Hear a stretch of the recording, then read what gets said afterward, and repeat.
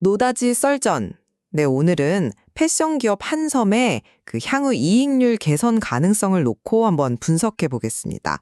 최근 3분기 실적 발표 이후에 앞으로 좀 나아질 수 있을지 약간 의견이 분분한데요.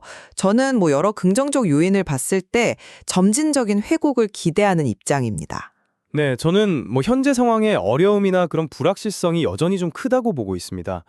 한섬이 이익률을 좀 의미 있게 개선하기까지는 넘어야 할 과제가 아직 많다, 이런 시각입니다.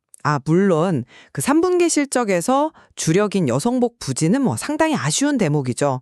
하지만 희망적인 부분을 또 간과할 수는 없을 것 같아요.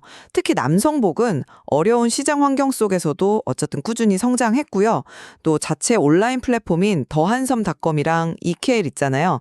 거기는 이제 업계 전반의 온라인 채널 부진에도 불구하고 거의 전년 수준을 유지하면서 꽤 선방했습니다. 이게 단순히 버틴 걸 넘어서 제 생각에는 시장 점유율은 오히려 좀 높아졌다 이렇게 볼 수도 있거든요. 네네. 그리고 여기에 이제 지속적인 비용 절감 노력도 하고 있고 또 토템이나 아워레가시 같이 시장 반응이 꽤 좋은 해외 신규 브랜드를 성공적으로 안착시키고 있다는 점도 좀 주목해야 할 것 같습니다. 특히 그 성수동에 문을 연 편집숍 키스 매장이 월 평균 14억 원, 이 정도의 높은 매출을 기록하는 건 상당히 고무적이죠. 그리고 이제 곧 다가올 4분기는 전통적인 성수기잖아요. 코트 같은 고마진 아우터 판매 증가와 또 재고 부담 완화 이런 게 좀 맞물리면서 매출 총이익률 개선을 좀 기대해 볼 수 있다고 봅니다. 또 시스템과 타임 브랜드의 파리 패션 위그 참가 같은 글로벌 시장 공략이나 오레라 화장품의 홈쇼핑 채널 테스트 성공 이런 신사업에서의 작은 성공들도 분명 긍정적인 신호라고 생각합니다. 긍정적인 신호들이 있다는 점은 저도 인정합니다만 역시 그 핵심인 여성 캐릭터나 캐주얼 부문의 역성장, 그리고 평균 판매 단가 ASP 하락이라는 이 근본적인 문제는 여전히 좀 심각하게 봐야 한다고 생각합니다. 온라인 채널이 선방했다고는 하지만 그건 결국 성장이 멈췄다는 의미이기도 하거든요. H패션몰의 부진도 좀 아쉬운 부분이고요. 그리고 토템, 아오레가시 같은 해외 브랜드나 키스 매장이 개별적으로 좋은 성과를 내는 건 맞아요. 좋은데 아직 한섬 전체 매출이나 이익에 기여하는 비중은 글쎄요, 매우 작습니다.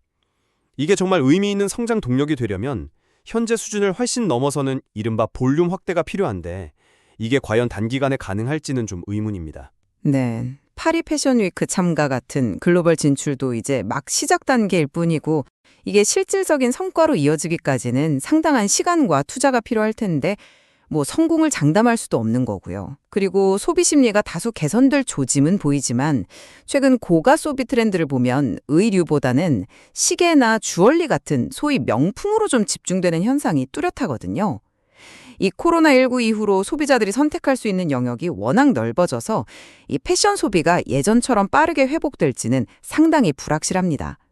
오에라 화장품의 경우에도 핵심인 고가 스킨케어 라인은 여전히 좀 고전 중이고요. 결국 4분기 실적 개선 역시 기대보다는 시장 상황이나 소비 심리에 따라서 상당히 제한적일 수 있다. 저는 이렇게 봅니다. 네, 그 여성복 회복이 가장 중요한 과제라는 점에는 저도 동의합니다. 하지만 아까 말씀드린 것처럼 남성복이 꾸준히 성장하면서 일부 상쇄하고 있고 또 4분기 성수기 효과나 지속적인 재고 관리 노력 이런 게 더해지면 마진 압박은 분명히 좀 완화될 거라고 보거든요.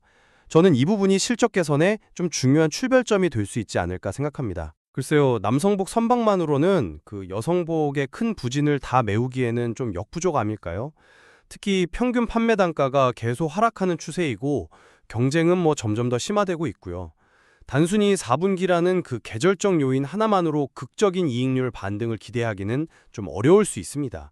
여성복 자체의 경쟁력 회복이 무엇보다 시급한 문제죠. 그렇다면 그 신규 사업의 잠재력은 좀 어떻게 평가하시나요? 토템 같은 브랜드는 매장당 효율이 꾸준히 개선되고 있고 키스 매장은 이미 성공 사례로 자리를 잡았잖아요. 파리 진출 같은 글로벌 확장 노력은 당장의 성과보다는 좀 장기적인 성장 동력 확보 차원에서 봐야 하지 않을까 싶은데요. 물론 장기적인 관점 중요하죠. 하지만 현재의 이익률 개선을 논하는 자리에서는 그 말씀하신 잠재력이 과연 언제 또 어느 정도 규모로 현실이 될 것인가, 이게 핵심 아니겠습니까? 개별 매장이나 브랜드의 성공은 좋지만 그것이 전체 이익 구조를 바꿀 만큼의 규모 확대, 즉 볼륨 성장을 이루기까지는 분명 시간이 걸릴 겁니다. 그리고 그 과정에서의 투자 비용과 리스크도 당연히 고려해야 하고요. 해외 진출 역시 마찬가지입니다. 아직은 좀 지켜봐야 할 단계라고 봅니다. 그리고 비용 효율화 노력은 계속되고 있다는 점도 좀 강조하고 싶습니다. 광고 선전비 같은 판관비를 꾸준히 관리하고 있고 4분기에 마진율이 높은 겨울 상품 판매가 늘어나면 이익률 개선 효과는 분명히 나타날 거라고 생각하는데요. 하지만 매출이 정체되거나 감소하는 상황에서 비용 절감만으로는 그 한계가 좀 명확합니다. 특히 고급 브랜드를 유지하기 위해서는 마케팅 투자를 무작정 줄이기도 어렵잖아요. 경쟁사들은 오히려 투자를 늘리는 이런 상황에서 비용 통제에만 너무 집중하다 보면 자칫 브랜드 경쟁력 자체가 약화될 수도 있습니다. 이건 오히려 장기적으로 더 큰 마진 압박 요인이 될 수도 있는 거죠. 근데 최근에 주식이나 부동산 같은 자산 시장이 그래도 나쁘지 않은 흐름을 보이면서 좀 얼어붙었던 소비 심리가 점차 풀릴 가능성도 있지 않습니까? 이런 분위기가 고가 패션 소비에도 좀 긍정적인 영향을 줄 수 있다고 보는데요. 네, 그 자산 효과가 소비 심리에 긍정적인 영향을 줄 수 있다는 점은 동의합니다. 하지만 그 효과가 반드시 한섬이 주력하는 고가 의료 소비로 딱 이어질지는 좀 미지수입니다. 앞서 제가 지적했듯이 소비가 시계, 주얼리, 자동차 등 다른 고가 품목으로 분산될 가능성이 여전히 높고요. 또 패션 부문 내에서도 더 높은 가격대의 진짜 명품 브랜드와의 경쟁도 점점 심화되고 있는 상황입니다. 네, 종합적으로 볼 때 한섬은 주력 사업의 어려움 속에서도 어쨌든 비용 효율화, 또 성공적인 신규 브랜드 안착, 그리고 남성복과 온라인의 선방이라는 어떤 긍정적 기반을 다지고 있다고 생각합니다. 4분기 성수기 효과와 장기적인 글로벌 확장 가능성까지 고려하면 점진적인 이익률 개선과 실적 회복은 충분히 기대해 볼 수 있다. 저는 이렇게 결론 내리고 싶습니다. 저는 여전히 그 핵심 사업인 여성복의 뚜렷한 반등 없이는 의미 있는 이익률 개선은 좀 어렵다고 봅니다. 소비 심리 회복 여부도 아직은 불확실하고 경쟁 환경은 계속 치열해질 거고요.